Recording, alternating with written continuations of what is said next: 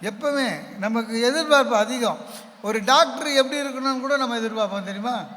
என் friend சொன்னான், அந்த டாக்டர்கிட்ட போனேன், தர்மாமீட்டர் கூட வச்சு பார்க்கலடா, 500 பிடிக்கிட்டான். நம்மக்கிட்ட ஒரு கெட்ட பழக்கம் சார். புஷ்பா 2 750 டிக்கெட் கொடுத்து பார்க்குறோம். ஒரு டாக்டரு எம்பிபிஎஸ் எம்டி எஃப்ஆர்சிஎஸ்லாம் படிச்சுட்டு வந்து உட்காந்துக்கிறாரு. டாக்டருக்கு கொடுக்குற காசு மட்டும் பிடிக்கிட்டான்.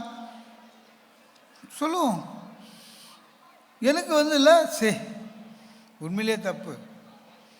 ஒரு டாக்டர் அந்த மாதிரி பண்ணக்கூடாது. தர்மாமீட்டர் கூட வச்சு பார்க்கலன்னா இன்னும் ஏன்டா தர்மாமீட்டர் கூட வச்சு பார்க்கல? இன்னும் உடம்புக்குடா முட்டி வலி தான். முட்டி வலி எதுக்குடா தர்மாமீட்ரு? அதாவது ஒரு டாக்டர் எப்படி இருக்கணும்னு அதே மாதிரி இங்கே இருக்கிற கல்யாணம் ஆன ஜென்ஸுக்கு சொல்கிறேன், ஒய்ஃபை எங்கே வேணாலும் கூட்டி போங்க.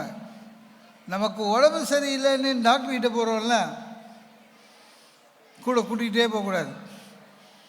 நான் போய் மாட்டேன், என் ஒய்ஃபை கூட்டிகிட்டு போனேன். டாக்டர் சொன்னார், உங்களுக்கு டயபெட்டிக்கு கன்ஃபார்ம்டுனாரு. ரைட் சார்னு.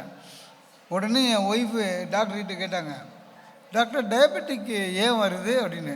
நான் கூட ரொம்ப ஆச்சரியமாக, அடடா என் மேலே இருக்கிற அக்கறையில் கேட்குறான்னு நினச்சேன். அவர் உடனே ஜீன், தாத்தாக்கு இருந்தது, அம்மாவுக்கு இருந்தது, அந்த மாதிரி வரும்.